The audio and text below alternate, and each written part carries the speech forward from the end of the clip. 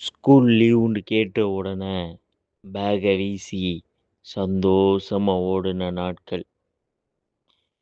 Friends எல்லாரும் சேர்ந்து கடல் பக்கம் நடந்து போவோம். கையில வலை, மனசுல சந்தோஷம். நண்பர்களோடு போகும் பயணம்தான் ரொம்ப அழகு.